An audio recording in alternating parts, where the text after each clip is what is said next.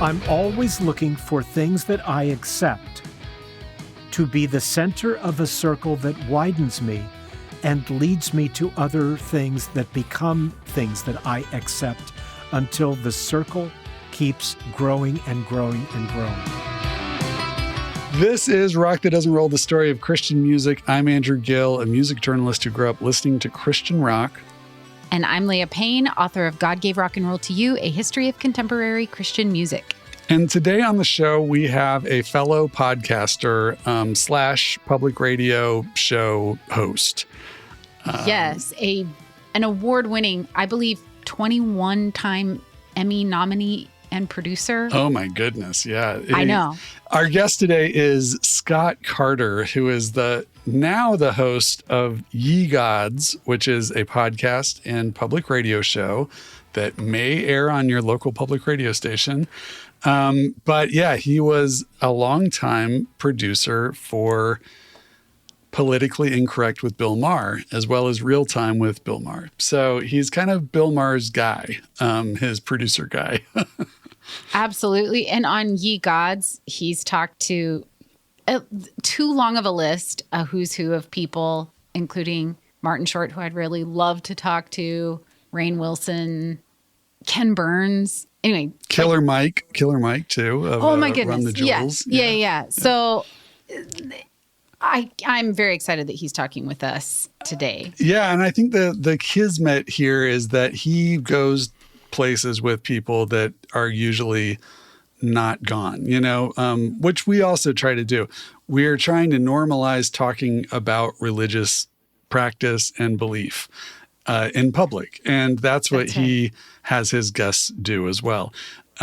So that's kind of the thinking behind this sort of meeting of the minds with Scott Carter, who doesn't have a deep history with contemporary Christian music, but he does seek spiritual messages in music, and he uses music as part of his personal spiritual practice. Yeah, it was really interesting talking with him. He prepared for us several songs that are really meaningful to him that definitely don't sit in the contemporary Christian music space, but are deeply spiritual. And we had a really wide-ranging conversation reflecting on that music and on his experiences, getting people to talk with him in a way that is kind of similar to us, talking about their religious practices and taking them seriously. Yeah, so the guest is Scott Carter. His show is Ye Gods. And right now in July, they're doing a special series called Of God and Country, celebrating America's 250th birthday. So we did this interview before that series was announced. So we don't get into that. But if you're looking for that type of content, check out Ye Gods wherever you get your podcasts. Rock that doesn't roll. This show is supported by Blue Land. We hear a lot about microplastics in oceans and food, but they can also come from products we use every day at home, like cleaning products. If you're trying to be more mindful about microplastics, check out Blue Land. Blue Land makes dish soap, laundry detergent, and other household products that are 100% plastic-free. Their formulas are also made without dyes, parabens, or harsh chemicals. Instead of repeatedly buying plastic bottles, you just use tablets, making it an easy way to cut down on waste at home. Blue Land is a certified B Corp and Leaping Bunny cruelty-free certified. Their formulas are EPA Safer Choice certified, and many products have also earned Cradle to Cradle's Gold Material Health Certificate. Make the switch today. Get 15% off your first order by going to blueland.com/PRX. That's blueland.com/PRX. Today on the show, I am very happy to welcome someone who I consider a colleague. We are a very small cohort of people doing shows that are kind of trying to get the conversation about religion and creativity to happen in a more open way. And so that is what I heard when I checked out our guest podcast, Ye Gods. And so I'm very happy to welcome Scott Carter to the podcast today. Welcome, Scott. Thank you very much, Andrew and Leah. It is a delight. I have listened to your podcast, and it's a delight to be here. But let me also say at the beginning, you both know so much more than I do about the expertise of your shows, the area that you cover. And so I will try to keep up as we. And so I've been able to suggest some songs, and I do know those songs. Yes. I don't know that I know that many more. I know a few more, but not as many as you know. Well, we're just launching our 4th season, and one of the tweaks that we're kind of making this season is that we want to expand what we can talk about on this show. And so anyone who is talking about creativity, music, and the intersection of American culture and religion, specifically Christianity for us. Anyone who's talking about that stuff in an interesting way, we want to have them on the show and open up the space. So I think your insights will be well received here. So very Absolutely. Good. Wonderful. Wonderful. I have one question for you, which is sort of a foundational question, and that is about your experience with music and spirituality. And I was wondering if you could share with us an early memory, maybe the earliest memory, when you felt like music and spirituality intersecting in your life. I think one of the earliest memories that immediately comes to mind is in some sort of vacation Bible school pageant, where for the first time I was dressed in probably towels from our house, imitating people from long ago, adults from long ago, and walking out from backstage and being just struck by how bright the lights were on all of us, on all the children who were in, whatever scene we were displaying.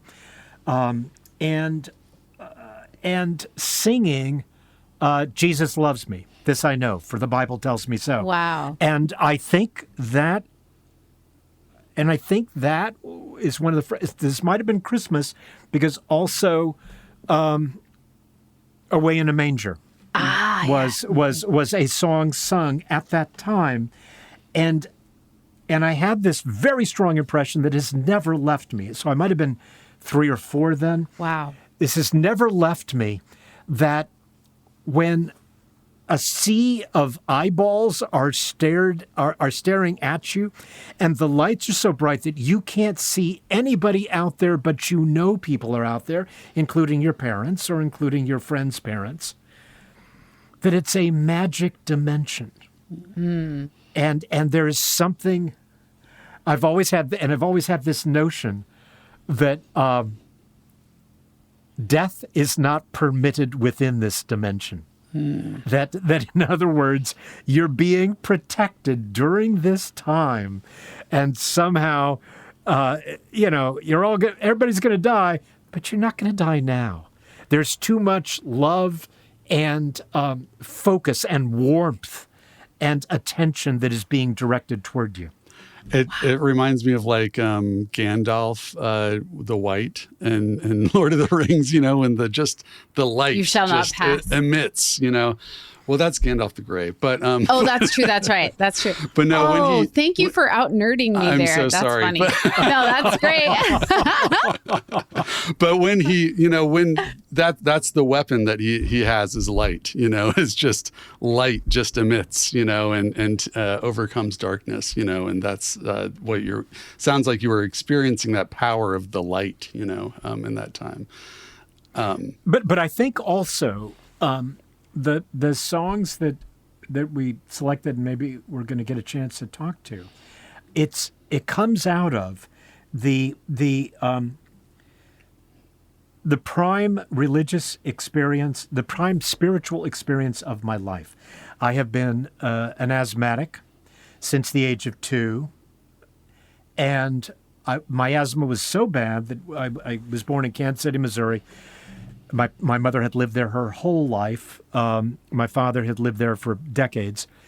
And they thought I was going to die. We moved to Tucson, Arizona, because at that time it was thought that this was going to be more conducive to someone with respiratory issues breathing better. But over the course of time, all these different people who were allergic to plants and trees back east moved to Arizona and replanted them. And also, Tucson is 4 mountain ranges that kind of create an inversion of car fumes. And so over time, the air is no better there than anywhere else. And it's as bad as places like Denver or Albuquerque that have similar topographical ranges. But anyway, over a period of time, became an actor, a playwright, a critic, and I moved to New York when I was in my mid-20s. I became a stand-up. And in 1987, I had a near-death asthma attack where I got down to 11% of my lung capacity. Oh, whoa. And I was rushed in an ambulance to Bellevue Hospital at 26th Street and First Avenue in Manhattan. And I remember I was, so it's like a scene from The Pit. And you're rushed onto a bed. And then I remember one of the doctors, they began to put stuff in my arms, put a mask on me. And I remember a doctor coming behind me and in my ear saying, "You're not going to die." Whoa. But the gaining of breath and lung capacity was just very, very slow. It took hours and hours. And on call that day, it was a Sunday afternoon, was the head of chest lungs at Bellevue. His name was Dr. Frank Adams. He became a hero to my existence. And he said, "You know what? This is hours later, and I was breathing better." He said, "We're not going to let you go. You've been breathing like someone, like a car trying to make a cross-country journey in first gear. Oh. And we're going to keep you here, and we're going to raise your foundational level of health. And then also you're going to come back and see me once every 3 months. And we're going to take care of you whenever there's a pollen season. We're going to look out, and do things prophylactically." So anyway, I was in the hospital for 6 days, and I was released on a Saturday afternoon.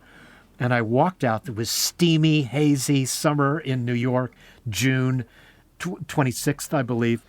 And I instantly had this epiphany like Saul on the road to Damascus, scales falling from eyes. I had been a cynical comic who doubted the existence of God. When I was a child, my mother would take me to laying on of hands ceremonies and all sorts of things, and they never did any good. So I was raised believing that if there is Jesus or God, I'm not their favorite. I'm not even in the top group, and over a period of time became cynic, disbeliever, cynical about religion.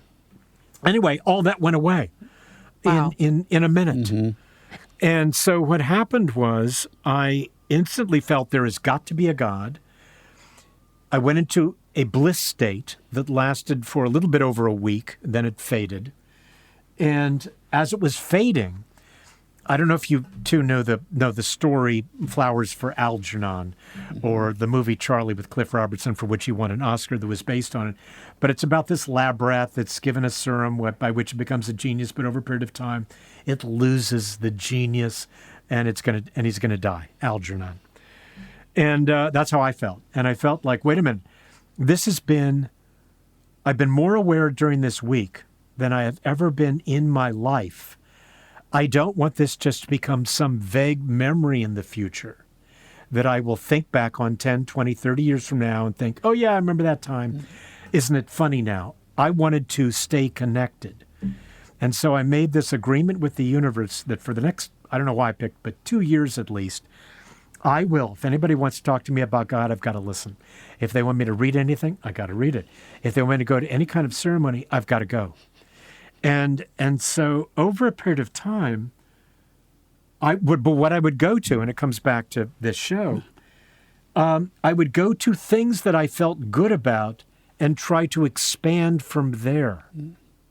So one of the things I went to, and this is in the era of cassettes and playlists on cassettes, but I went back to what are the songs that have anything to do with God and by artists that I like.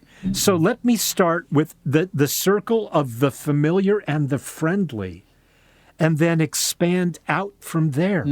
So, of course, that was a lot of George Harrison. Oh, yeah. Of course, that was a lot of Van Morrison. But it was also the songs that we'll talk about today. Yeah. And so perhaps, and I'm intrigued by the way that you introduced this show, how Ye Gods, my podcast that's on the NPR network, but also it's on now 40. We just got our 40th NPR radio station, and we edit all the shows to fit the clock. Yeah. So that we kind of do it, one way, and then it's going to work out. But I'm coming from a place of someone who is skeptical and cynical, and over the decades I've moved into a place in which I'm very committed. I pray before I get out of bed in the morning. I pray before I fall asleep at night. When I go to bed, I meditate once in the day. Every day, I'm reading something spiritual. But what happened over a period of time was I began to find things that resonated off my heart, that I could believe in, different places. So an example is the Tao Te Ching as translated by Stephen Mitchell, who also wrote the Gospel According to Jesus. And he's become a friend, as has his wife, Byron Katie, author of Loving What Is. Okay, so I'm not, when I was growing up, we were, and I'm sorry for this long answer.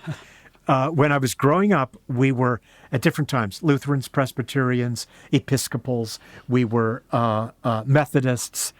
And so I felt like I've got no church to return to. Like I've known Catholics or Jews who went away and then came back. Yeah.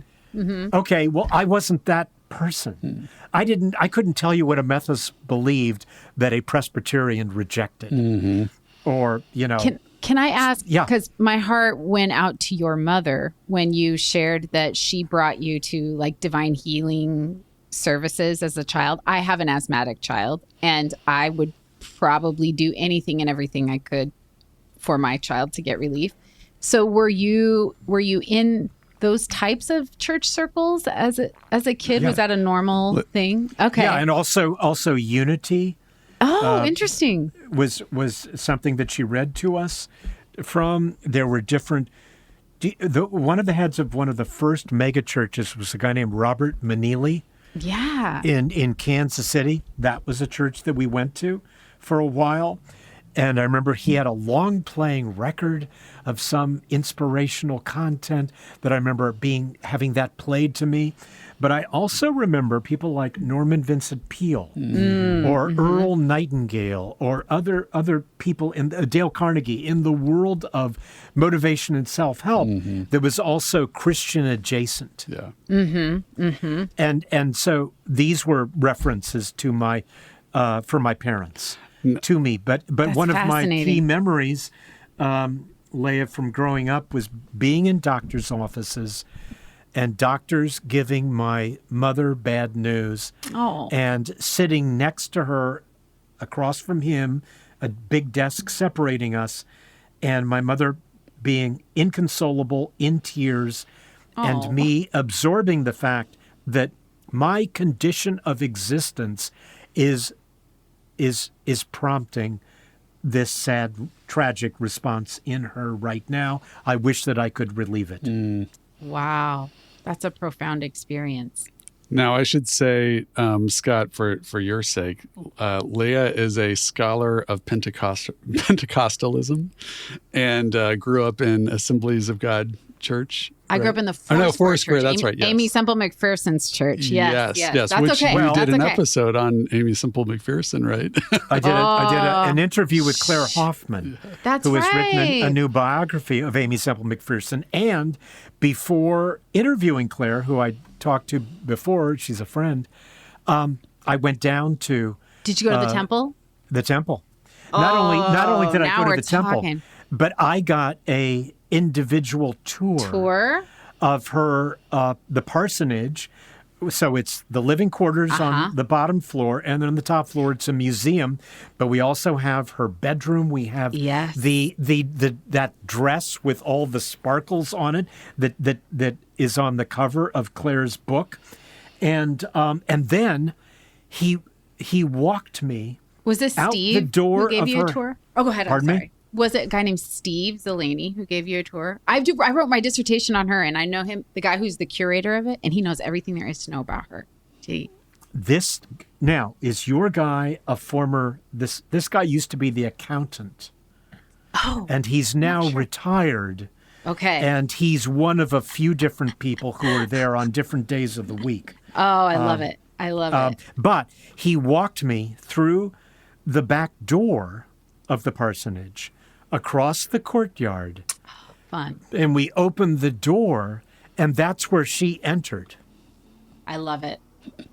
I love it. She had such a flair for the dramatic. When you were talking about the lighting and everything, it made me think of her, because I'm sure you already know this, but Charlie Chaplin helped her design the theater in there.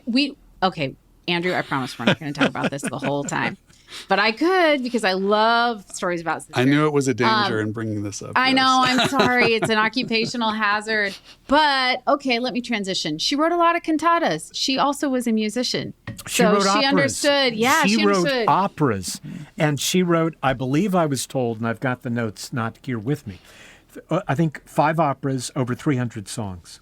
It's incredible. Yeah, she was one of those people. I think that, I once heard an argument that there are some folks who, when we think of like bipolar disorder, there are some folks who live mostly in the depressive zone and some folks who live mostly in what used to be called the manic zone. She definitely was one of those people, just unbelievably productive, could not be stopped until her body just gave out. The other thing that Claire, in her exhaustive research, Claire was the first person who got access to all the trial transcripts following her disappearance. Mm-hmm. So there have been a lot of other biographies of her, but Claire had access to original material. And one of the things that I think my tour guide told me was that it was commonly observed that she was completely at home in an audience of several thousand, less comfortable talking to somebody one-on-one. Mm-hmm. I think that's true. I think she's a very lonely person, and her form of connection was being up in front of people. Like a lot of very big stars, like a lot of the musicians that we talk about here, they can create such a form, like a feeling of intimacy with people when there's 20,000 people, and then when they sometimes struggle. I've noticed, I'm sure you have too, when it comes to just that very personal connection. It's a weird thing. That's because you're not in control. Because they're not in control. Point. So and so the reason I brought this up is because my show kind of takes people wherever they're coming from, because that's where I was. Mm-hmm. In fact, there was a period of time that if someone identified to me as someone who believed in God, my brain, it went to, well, you must not be very smart. Yep, that's a common. We're familiar. A common affliction. Okay, but I'm not. But then I wasn't there, and I know that I have shifted at different times in different ways over the years, and so what I want on my show is, I think, for instance, I think there are a lot of young people, and I've got a 25-year-old and a 30-year-old. I think there are a lot of young people who don't think they're going to enjoy the prosperity of their parents. Mm-hmm. I think they're living in a much more dangerous world. I think there are a lot of people, baby boomers, of which I am, who are having to face mortality that they maybe have delayed as they've been enjoying their prosperity. And so I think that there are a lot of people who want to start seeking and don't know where to take the first step. Mm-hmm. And so, but I have people who, so for instance, Julia Sweeney, raised Catholic, loves the fact that she was raised Catholic, texts with priests at the Vatican, follows Vatican websites, does not believe in God, Jesus, or the Bible. Calls herself a cultural Catholic. Yeah. Rock that doesn't roll. Doesn't roll. Calls herself a cultural Catholic. Yeah. Yeah, I respect that point of view. I mean, it's you look at what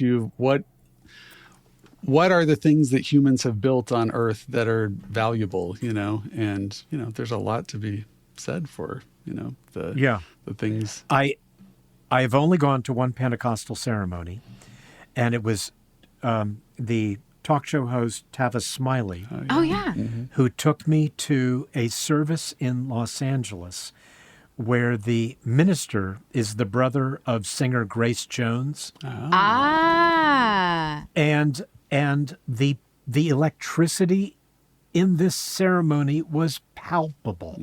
The air was thick with the electricity being generated off of, from the singing, from the, amens, from the whatever. And whenever I have an experience like that, I think, well, Jesus could have been 100 times that.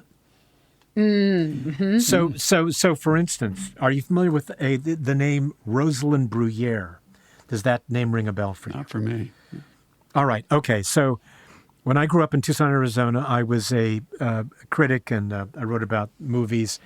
And Martin Scorcese spent some time in Arizona because that's where he filmed Alice Doesn't Live Here Anymore. Later, I got to know one of his girlfriends, Ileana Douglas, in New York. She was often a guest on Politically Incorrect, which I produced. And so she invited me to a birthday party at Scorsese's apartment in New York.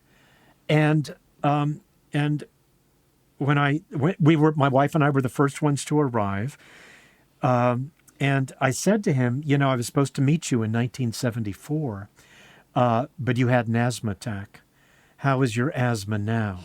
And he pulled out an inhaler from his pocket, like the one I kept in mine, except his inhaler, the plastic, had been silver plated as a gift from Paul Newman during the making of Color of Money. So Scorsese would not have an asthma attack during the making of that movie. And I said, how's your health? And so I was supposed to interview you one day. During the making of that movie, you had an asthma attack, you had to cancel, and it was never rescheduled. How is your health now? And he said, well, I haven't had an asthma attack in about 14, 15 years. And I said, what happened? He said, well, I used to be, when I made Last Temptation, I called Ellen Burstyn from Alice Doesn't Live Here Anymore. And I said, I know you played in a movie called Resurrection, you played a healer. And it was based on a real person. Can you connect me with that person? So that person's name is Rosalind Bruyere. And Ellen Burstyn connected him. He saw her one time, and he said, it used to be that every night I'd be in the editing studio, I'd get an asthma attack, have to go to the emergency room. After seeing her one time, I have not been back. Wow. That's wild. Yeah. So I lived in New York at the time. When I moved out to Los Angeles with Politically Incorrect, we started in New York, went to LA for our 4th season. And I told the booking staff, can you look up this woman, Rosalind Bruyere? I would like to meet her. And so because of Scorsese, because of Arianna Huffington, because of a couple other names, she wasn't taking new clients. But if you knew someone she knew, she would take you. So I go out to this woman's, she lives in Sierra Madre. I don't even know if she's still alive, but she lives in Sierra Madre. And she has a series of bungalows little cottages around a courtyard. And the scene of this bungalow appears in a dream sequence in a Chaplin movie called Sunnyside. Whoa. That's a dream sequence Whoa. in heaven. So I go out and she brings me, I go to the office. She comes to the office. It's raining. And this gnome-like woman comes in, gets down her umbrella, and then takes me from the office where the reception is to the bungalow where she's going to treat me. She puts me on a massage table, and there are 3 people there with her. One person like in a monk outfit, and 2 people dressed in regular clothes. And she says, these 3 are students. So when we work on you today, we're going to be at different shoulder, foot. And we're going to, and close your eyes, and we're going to be rotating at different times. And they were putting their hands on me. And whenever they shifted, I always knew where she was, because I could feel the energy coming out of me. And at one point, she held up her palm to me, and the palm palpitated. Whoa. So the reason I mention this is because whenever I encounter something like that, I will think, well, Jesus could have been 100 times that. Sure. Yeah. Right. Wow. That's incredible. Yeah. As I've been getting to know you by listening to your podcast and listening to you today, the main thing on your resume, though, is all this work you did with Bill Maher. And I know you guys must be very close, but I feel like it's different energy. It's like, how did these 2 guys get along so well to work together for decades? Because it seems like not the public perception of Bill Maher, How did you guys get on? The first thing, we worked on and off for 26 years. Yeah. Over 26 years, but we didn't work 26 years. I remember when we first were nominated before the cable world and the broadcast world combined in the Emmys, there was a separate world for cable called Cable Ace. Mm-hmm. And we won 3 consecutive Cable Ace Awards for Best Talk Show. He won Best Host, and in his acceptance speech was thanking different people on the staff. And he said, Scott Carter, he's what God had in mind when he invented the human being. Whoa. Wow. High praise. Okay. But here's where he was at the time. He was 37 years old.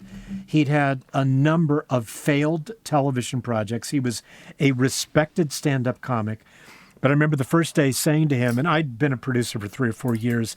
I'd been a stand-up. I'd been an improviser. I'd been a host. I'd been a playwright. I'd been a journalist. So, but I remember the first day he said to me, this is my last chance to become a star. And I remember saying, oh, do what I say. So there was a sense of his really being focused, a real sense that this was his last chance. And then it all worked out. Mm-hmm. I mean, just everything worked out. We had great guests on Politically Incorrect. We had, but when we started, our notions of spirituality were actually closer. That at that time, I think we both would have said, we both believe in God, we both respect Jesus, we both are skeptical of churches. Mm-hmm. And then you diverged. I remember watching the film Religulous back in the day. So, yeah. Do you remember that one, Andrew? I watched it when it first came out. Yeah, I don't know if I saw it, but yeah, I remember. Yeah, that's a different posture for sure. I think that means some... No. Oh, no. No. I'm wrong about everything. Religulous. God knows what could have been accomplished in this world. Weren't expecting that. Is that God? That's the voice of God. Is that God? I started working on that with him, and then it became apparent we saw things not in the same way. So the ideas that I wished to present were not, he was not receptive to at the time. Okay. Mm-hmm. But also the other thing about this and that informs Ye Gods is there are people. So for instance, Sam Harris, I met through Real Time, and Sam Harris has several books on atheism, Then he's got a book called Waking Up. And as I recall, Bill was a fan of the first books, not a fan of Waking Up. I wasn't a fan of the first books. I was a big fan of Waking Up. And Sam is one of the few guests we've had on Ye Gods twice. And I think both times I have said to him at the end of the show, when you talk about God, I find myself having, or you talk about your beliefs, I find myself having to remind myself that you are an atheist, because that which you say is not so different from how I believe. And he has a app that that's maybe 5 or 6 years old now. And before he unveiled it, he called me and said, okay, look, I'm going to start this app for meditation. I'll give you a lifetime membership if you will call me whenever you think I'm doing something right or I'm doing something wrong. And I said, gladly. So almost every day since then, I have done his guided meditation. And I don't think I've given him a note in years. But anyway, so I'm listening to him every day, and he doesn't seem that different to me for actually what he believes than a lot of people who are very religious, whose opinions I respect. Yeah. Well, and like you referenced earlier, a lot of it is what happened in your childhood. What do you go back to? Like, what feels like home to you? I guess what language do you speak? I have friends who were abused by priests. Yeah, right. I have friends who were raised in fundamentalist homes that were incredibly toxic. Yeah. Mm-hmm. And so when their heart has felt a reopening or a call to possibly return to this entire area, they don't want to go back to where they came from. Right. But they also maybe don't know where to begin or where to start. Yeah. And that's what I try to do with Ye Gods. One question that I have for you, and I hope this is okay. Can we get to some of the music that you let us know really moves you? I have a question about. I'm just going chronologically because I'm a historian, so I'm going to go start with the oldest song that you gave to us, which was "Turn, Turn, Turn," a very famous song by the Byrds in 1965. And I was thinking about that as you were talking, because people who are biblically literate, which there aren't as many folks now as there used to be, will recognize that the lyrics to that song as straight out of the book of Ecclesiastes. But if you didn't know that, you wouldn't necessarily even know that there's a religious component to this song at all. And I was thinking about that in terms of like new exploration and then returning to the old. And I can't think of a song that encapsulates that more than this particular song. I wonder if you could just talk to us a little bit about what that song means to you and how it stayed with you over time. Well, I was a big fan of the Byrds. Their very first single was Mr. Tambourine Man by Bob Dylan. And they kind of married the world of folk music that Dylan was hailing from with almost Beach Boys harmonies and guitar. And certainly Roger McGuinn, the leader of the Byrds, had this very unique guitar sound. And so I didn't even realize that Turn, Turn, Turn had a religious component to it. While it was a hit, and in my teenage years, if it was an oldie that came on the radio, I would like the song, but didn't think any more about it. It was only later that I understood that it was, Pete Seeger in 1959 was the one who adapted the words from Ecclesiastes into a folk song. And then Roger McGuinn, who started off as a folkie, and several of the other members of the Byrds started off as folkies, and then went into rock and roll because of the Beatles.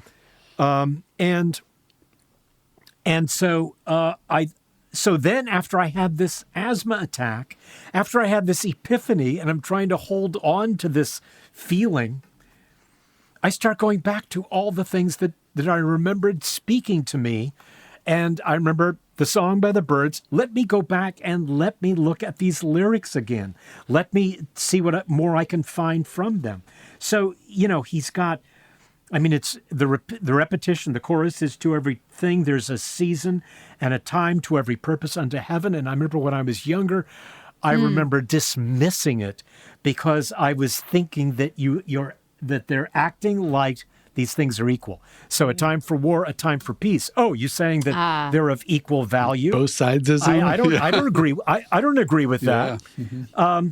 And it was only much later that I began to see, and certainly this speaks to us now, and spoke to me during the Vietnam War and spoke to me during other conflicts we've had, that no matter how many people are on the page or however much we think that we've gotten past an era of armed conflict, it returns. Mm-hmm.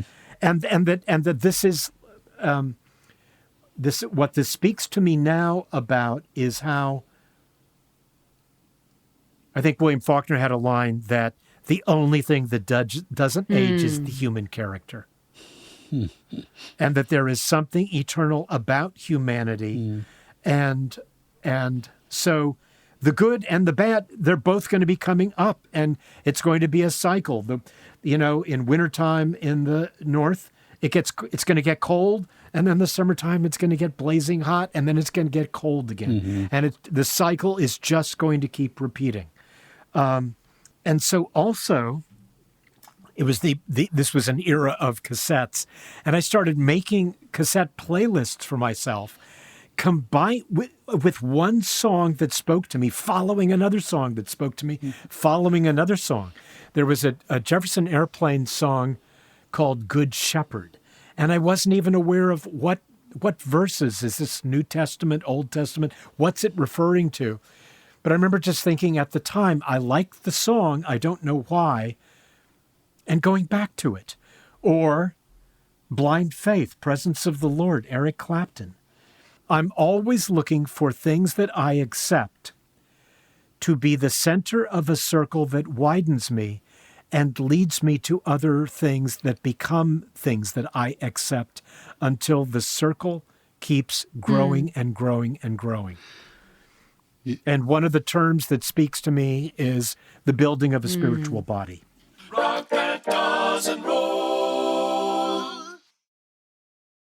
Doesn't roll. That this era of when these songs were coming out, it's also dovetails, because we've also covered a lot of like the contemporary Christian music industry, right? And so there was this wellspring of spiritual songs, the Byrds, the Jefferson Airplane, George Harrison, Cat Stevens, all of this stuff was very spiritual, Spirit in the Sky, and then throughout the 70s was when an industry formed around it that's learned how to gatekeep, like, no, these are the Christian songs and those are not, and it seems, I often wonder about the counterfactual of like, what if an industry hadn't sprung up around all of that? Would we have more, expansive discourse about this stuff? And less... I think within a capitalist framework, everything will move over time into the direction that you're talking about. Mm-hmm. Yeah. If it becomes popular, right, people will figure out ways to make money off it, and then people will be attracted to it, many of whom are not even interested in the original content, right, in the original center of the idea. Yes. What is attractive to them is the fact that money can be made. Another song that I would add to that list is the wedding song by Peter, Paul, and Mary. Oh, sure. And the phrase, wherever two or more of you are gathered in my name, there is love. Yeah. Okay. Well, I remember that song on the radio. The other thing is I began to collect things that made sense to me was that sometimes, let's say, I knew My Sweet Lord by George Harrison, but then you start returning to him and he's got 30 spiritual songs. Yeah, yeah. He's got A Waiting on You All, which is on All Things Must Pass. All Things Must Pass. Yeah. And it has the one lyric, written by a Beatle that has seldom been published, and it's the end of the song where he says, "The Pope owns 51% of General Motors, so the stock exchange is the only thing he's qualified to quote us. The Lord is awaiting on you all to awaken and see." Oh, wow.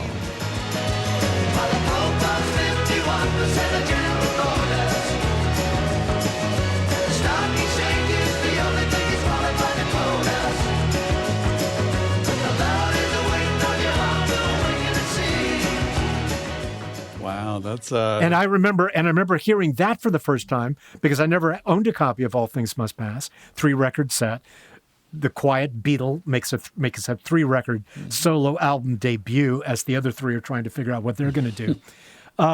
Produced by Phil Spector. And so what I was looking for and I was getting was, I know one song, I like the artist. Let me go to that song, and maybe it's going to lead me to another song. Now, I will. Is it okay if we go to the Kinks song now? Of course. Of course. So this song, it was a new one to me, and I am a big fan of the Kinks. I've listened to Village Green Preservation Society so many times, But this one is God's Children by the Kinks, and it looks like you have it on Kink Chronicles, right? Which is one of their collections of songs, right? Yeah. And the lyrics of this song are just beautiful. I mean, it's interesting because the Davies brothers are like known for being very cynical and sort of like wry observations about human nature and British society and whatnot. But this song is like, you could listen to this song today and be like, well, this is why we shouldn't have AI, like this is a critique. Oh, I often think about this. And he's got no right to turn us into machines.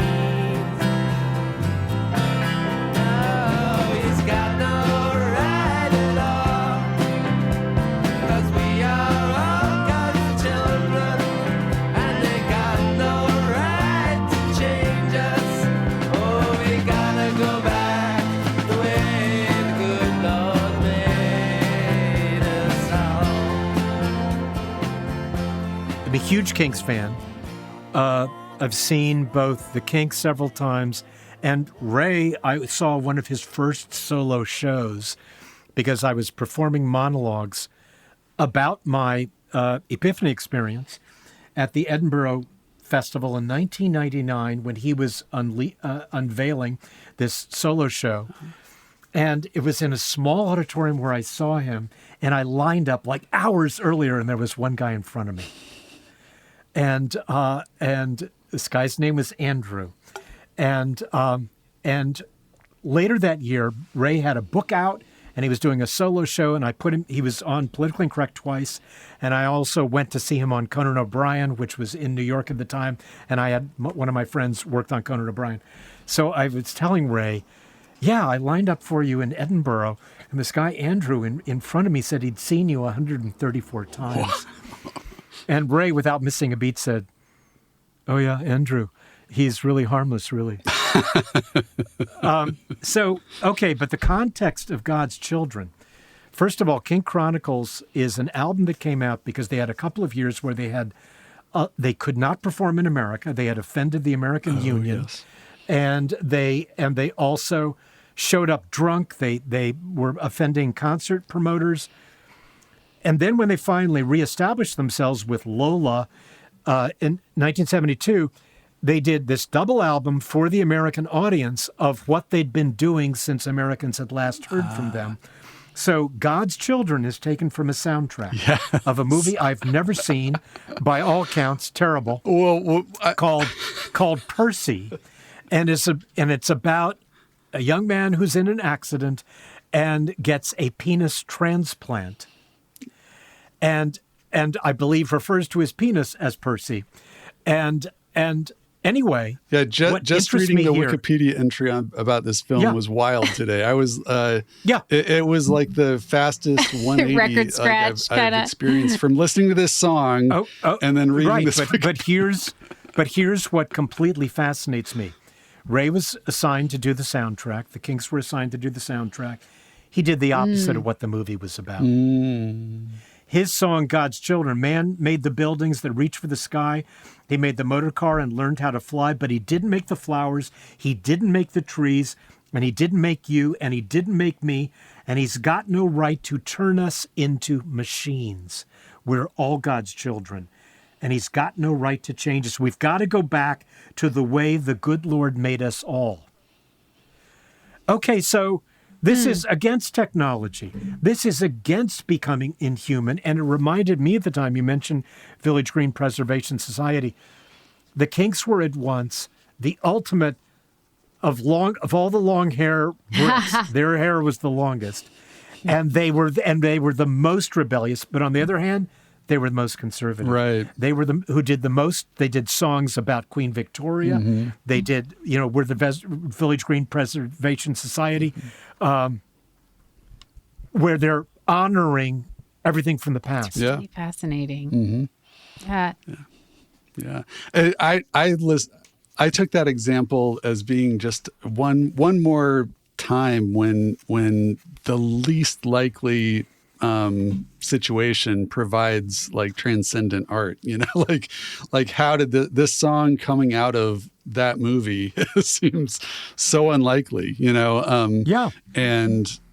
I love to be surprised, but like that. I wouldn't have seen people who've been, substance addictions, Eric Clapton. Sure. I wouldn't have seen religious songs coming from them, like In the Presence of the Lord, Blind Faith, or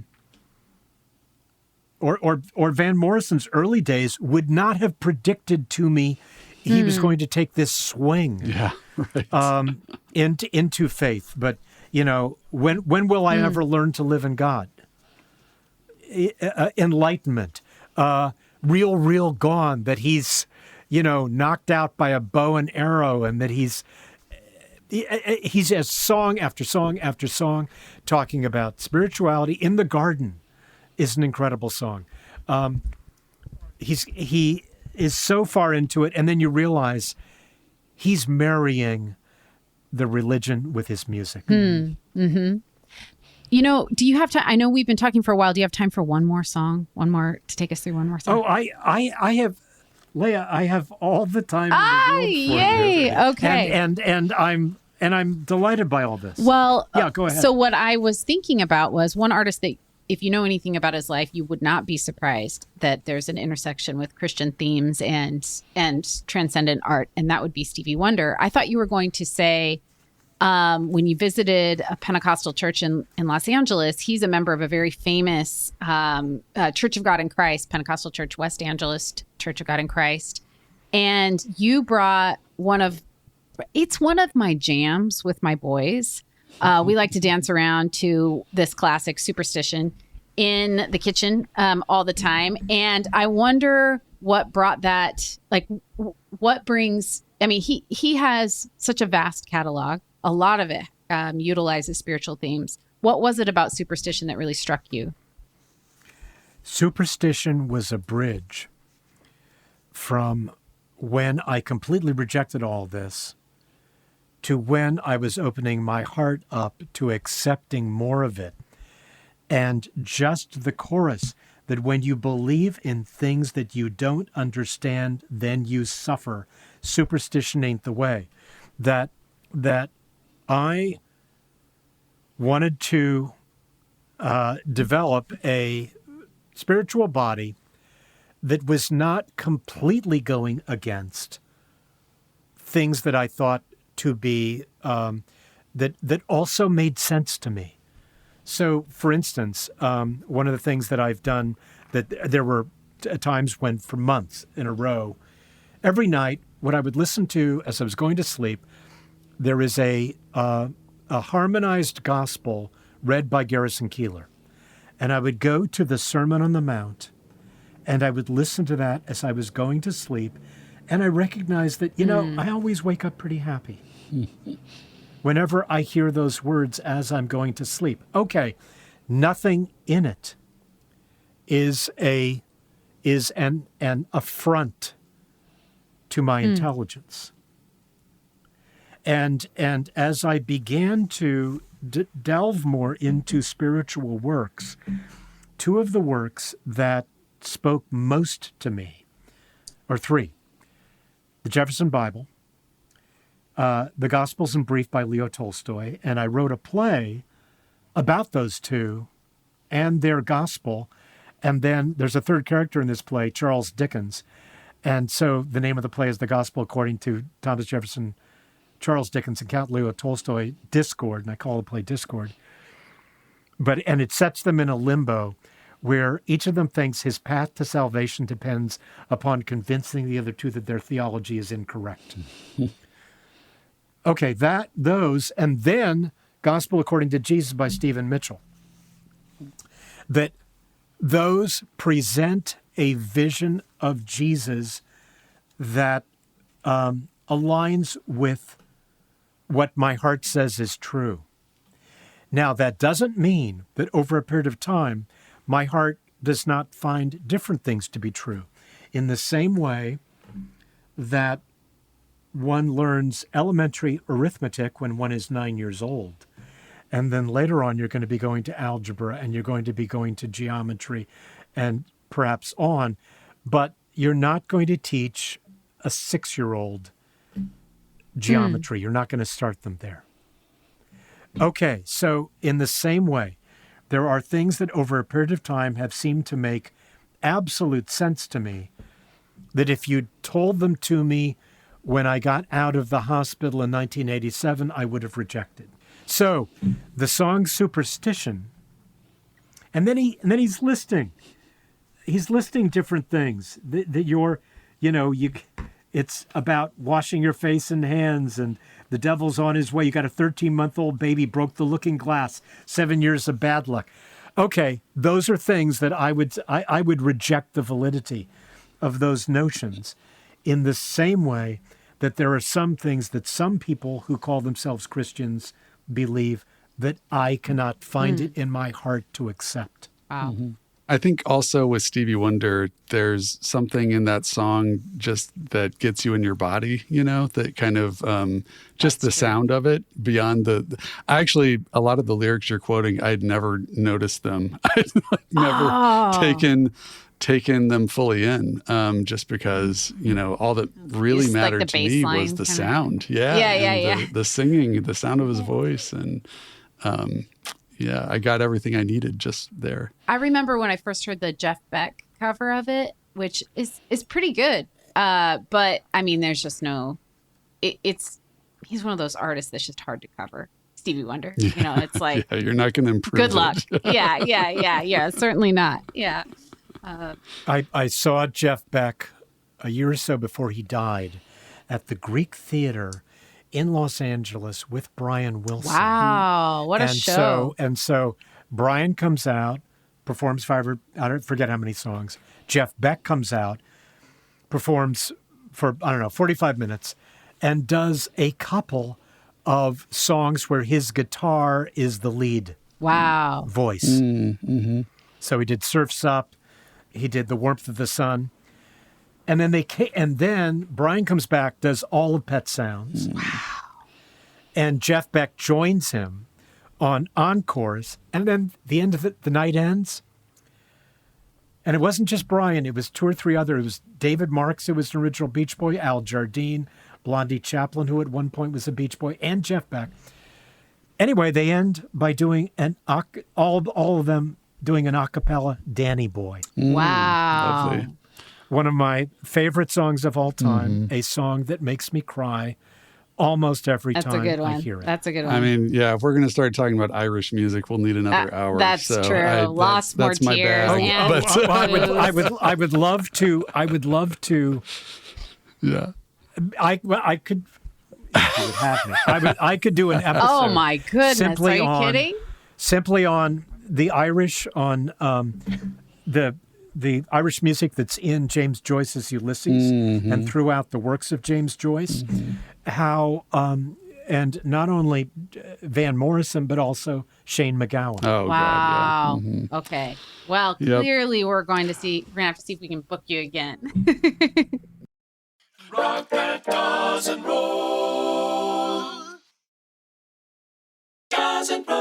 You gave us a good transition to the last song on the 5 list, which is a Brian Wilson song.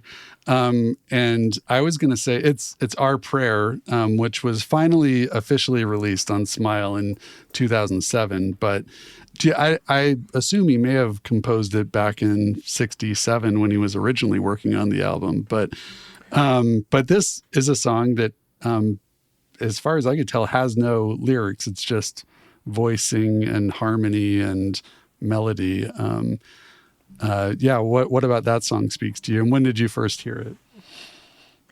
Well, after Pet Sounds, so Revolver prompts Brian Wilson to do Pet Sounds. Pet Sounds prompts the Beatles to do Sgt. Pepper. Then Brian wants to answer with what is going to be called Smile. He was using a lot of drugs, became very superstitious, Stevie Wonder. And one of the tracks was called Mrs. O'Leary's Cow, and it was an instrumental of fire. And the night that he recorded it, the building across the street from where he was recording burned down. And he thought that he was cursing the world, and he stopped this album. And so they released an album called Smiley Smile that had Good Vibrations on it and Heroes and Villains. And over the years, in dribs and drabs, they released some songs from Smile, but they never did the whole thing. Brian stops touring, stops recording. He becomes a hermit, gains, he weighs 350 pounds. And one night there is as I understand the story, there's a tribute to him at the Roxy where different young groups are doing his songs. And there's this group called the Wondermints. And he falls in love with all of them and goes backstage, talks to them all and says, hey, if I were to start touring again, would you guys be my band? And so they say yes. And the organist is a guy named Darian Sahanaja. And over a period of time, they start touring again. And I see him. I live within walking distance of the Wiltern in Los Angeles. He's performing there. It's just incredible. The crowd goes crazy. And Brian sits behind keyboards, kind of following along. But the band he's got is just incredible. And it's a combination of people Brian's age and then guys and one woman in their 20s and 30s, early 30s. It's an incredible sound. And anyway, he won't do any songs from Smile. And over a period of time, the young people in this group win his trust to the point where Darian says to him, what if I came over to, I've gone to Capitol and I've gotten all the tracks that you started working on. What if, and Brian at this time was making songs in sections the way that Hitchcock made movies. So for instance, Hitchcock would not film a whole scene. He'd film 3 seconds, let's say Leia, of you talking. Then he'd do 3 seconds of Andrew, because he thought, what if the studio takes the movie away from me? I'm not going to give them any extra footage so they can ruin my movie. I'm going to only give them what they can put together to make the movie I want. Well, that's what Brian started doing. He was recording 5 and 10 second sections at a time. So Darian started going over to his house and playing him a little section, and Brian would say, oh, that goes in this song. Oh, this goes in this other song. Oh, this goes in the other song following the clip that we listened to this morning. Anyway, over a period of time, Darian fits together the entire Smile album that was never released. And they find a couple of places where Brian didn't finish the song. Brian calls up his collaborator, Van Dyke Parks, and says, remember that lyric we're working on in 1967? Could you come over to my house and can we finish it today? So it's released in 2007. Brian gets a Grammy for the Mrs. O'Leary track that caused him to abandon the album in 1967. And it's just incredible. I went to his first time of performing it in L.A. I went to the second time that he performed it in L.A. at the Disney Concert Hall. I remember seeing various people there who Rob Reiner was one of them. Yeah. Wow. And but anyway, Gary Shandling was a friend of mine, and Gary Shandling, after Larry Sanders stopped, he kind of became like Brian Wilson. He would say he was going to meet you somewhere and that he wouldn't show up. He would say he was going to come to a party. He wouldn't show up. I would have dinner with him once every 6 months or so. And one time I was having dinner with him at Ivy at the Shore in Santa Monica. And so I'm sitting here and he's sitting across from me. The table behind him is empty. And I see Brian Wilson and his wife come and sit down. Brian sits in the Gary chair. The wife sits in the Scott chair. And Gary sees my eyes moved and he said, "Who just came in?" Because he always was checking on what celebrities were there. And I said, "Brian Wilson." I said, "Do you know much about him?" And he goes, "No, I don't." I said, "He's a lot like you. He's a genius who had a troubled youth." Gary's mother was terrible, and his younger brother, Barry, died of cystic fibrosis when Gary was, I think, in junior high or high school. Traumatic youth, incredibly gifted, could do everything the way that you can do. Gary could perform, he could write, he could direct, he could produce, he could do everything like Brian. Everything went great, and then one thing happened. It went off the rails. He never got it back. And then this was 2008, and then I said to him, and there was a pause because with a friend, when you're going to venture into a territory that you don't know if they're going to receive it in the way that you intended, you hesitate because you don't know if you're going to lose the friendship. And I decided, let's take the shot. And I said, he's a lot like you, but you know what happened? Last year, he got back and he finished a record that he'd started 40 years ago, got a Grammy for that, and he's using his gift again. God has given you a gift. Wow. And you're not using it. And that's why you're here. And there was a long pause, and then he said to me, "I know. And give me 6 months." He died a few years later.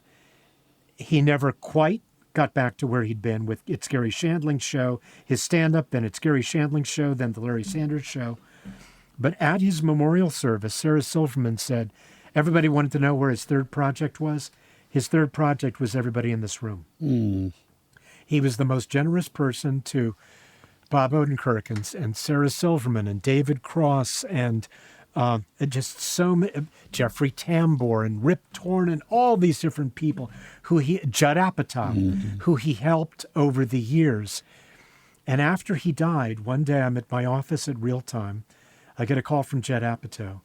Judd says, "I'm going through all Gary's things at his house, and I came across the back of a letter envelope, and he's written something on it, and I don't know what it means. Could I messenger it over to you?" And so I said, "Yeah, I'll be here all afternoon." And hours later, messenger shows up, FedEx. I open it up, and it's a envelope to the Four Seasons in Hawaii, where Gary would retreat when the stress of the world got too much for him. And on the blank side of the envelope, it said, in his handwriting, the comment that Scott Carter made, "God gave you a gift, that's why you're here." Wow. And so he was thinking about it. You never found out that there was a project he was trying to do or anything, but and there wasn't enough time, huh? There wasn't the focus. Yeah. But he received it, and he didn't walk out of the restaurant. So I guess, No, and it stayed in his head. Yeah. And he wrote it down. Yeah. Wow. You mentioned Rob Reiner, another great of the comedy world that we've recently lost. And one of his last projects was very concerned with, religion, the God and Country documentary that he made about Christian nationalism. And yeah, I wonder, is there like a, among the people that in your Rolodex that group of comedy industry people who are thinking seriously about this stuff, like you and Rob Reiner and many others, I'm sure, but we could go through a list. I would say a lot of people, and I would say that many more people think very deeply about life, but not all of them have figured out ways to express it in their art. Mm-hmm. It's hard enough just to make art, that fits within the existing system, but when you're bucking, the expectations. And if you are an artist at a certain level, mm-hmm. you don't want to come across as mawkish. You don't want to you don't want to come across as lecturing, hectoring, and so you need to find the objective correlative by which you're able to transmute and transfer and express something spiritual in non-spiritual terms so that it's going to be universal. Mm-hmm. So, for example, one of the most religious movies in the world to me is Groundhog Day. Oh, yeah, for sure. Or another example is, George Saunders, who was just on our show, said that his favorite story of all time is Christmas Carol. But when he was younger, he didn't want to admit it because he would be thought too sentimental. And now he's 67 and he doesn't care. Oh, I mean, it's an incredible story. So there's just no doubt about it. Yeah. I was going to say about Groundhog Day, the chaplain at my college, I went to Wheaton College for undergrad. And, that's Billy Graham's college, it's like very, very Christian. And the chaplain at that college would always say Groundhog Day was his favorite film. So that's funny. Yeah. I think that we could probably keep talking for a few more hours, but we should probably let you go. But thank you so much. This is so fun. Yeah. It's a delight to meet you both. And, this is what's in my head all the time. And some of it gets out on the podcast. Some of it gets out in other ways, or some of it is shared with my friends, not all of whom see things the same way that I do. Well, I would highly recommend Ye Gods to anyone listening to our show. Some of my favorite episodes, Killer Mike on there. You produced a TV show with him, but his episode of the podcast is great. I did get to meet him once when we had Run the Jewels on my show, the Sound Opinions. Wait a minute. What show? What was the focus of that show? Oh, it's a music talk show. Oh, yeah. Okay. But we had Run the Jewels on, and I got to hug Killer Mike. So I always cherish that, as well as hugging Mavis Staples once as well. So that's He and I have the same birthday, which is 4/20, that is funny. Which is more appropriate for him than it is for me. And every day at 4:20, we text each other happy birthday. That's amazing. So sweet. Oh, I love it. I love it. Tell him hi from us today when you do that. So I will do. I will definitely do that. I and appreciate I'll tell him. I'll tell him in 5 hours. That's wonderful. Okay, very good. I was curious. The last question, I guess, is like, what feedback have you gotten from listeners of Ye Gods? Like, because you're on 40 public radio stations, do you see fan mail or criticism, or what's it been like? Are people excited about it? We do. Yeah, we get feedback. And now that we're on radio in Los Angeles, people will approach me, on Larchmont Boulevard, the main drag near where I am. But yeah, we get feedback. Two of the most interesting bits of feedback. One is I have a mutual friend who's a comedy writer, and there is a woman who's also a comedy writer, but she moved to Australia, now has terminal cancer. And my friend said to the woman in Australia, my friend has done this. My friend Scott is doing this podcast that deals with faith. You might want to listen to it. So she starts listening and she binges every episode, then calls our mutual friend and says, could you connect me with him so that I could would he talk to me? And I said, yeah. So actually now we are in communication, maybe talk once a month or so, but are in communication every That's day. incredible. Oh, wow. So, yeah, that's a positive. So whenever you're involved in a project and you're trying to get it going, and it's sometimes difficult, you think about these people for whom you are intending it, who are going to receive it with 100% of what your intention putting into it is. And that keeps me focused. Thank you. That's I'm going to remember fantastic, that. yeah. I'm going to remember. That feels like good, just advice generally. So thanks for that. I really appreciate it. You're welcome. Yeah. So people can find Ye Gods on podcast apps. Is there anywhere else that you'd like to point people? Your listeners can listen to Ye Gods on the NPR app, on Apple or Spotify. If you are listening to it as a podcast and it's not on your local NPR station, call them. Because we just added on Sunday, we added New Orleans. Nice. We're on 40 stations, but we just launched officially on NPR network as of August 27th. So I feel like we're doing pretty well, but we have a long way to go. Sure. I will be tuning in the Portland area. So thank you so much.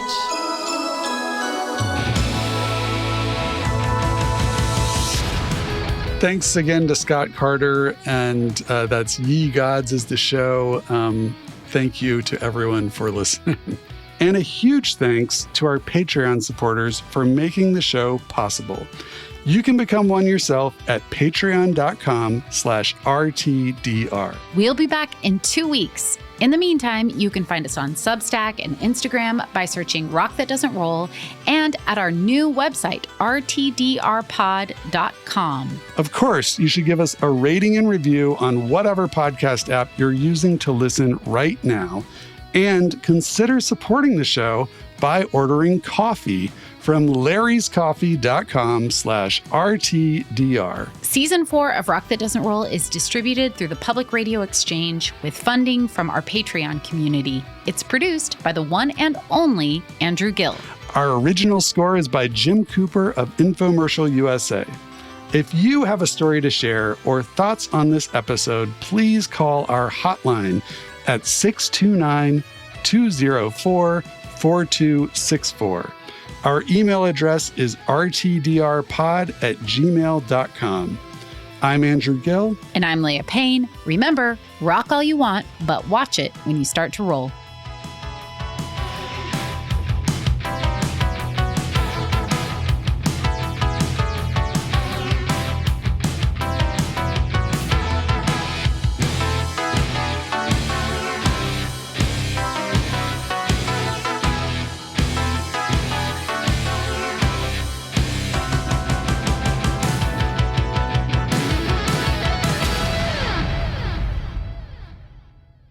Thanks so much for listening to this entire episode all the way to the end. Give yourself a pat on the back. And if you enjoy the show this much, consider becoming a Patreon member at patreon.com/RTDR. Thanks so much. From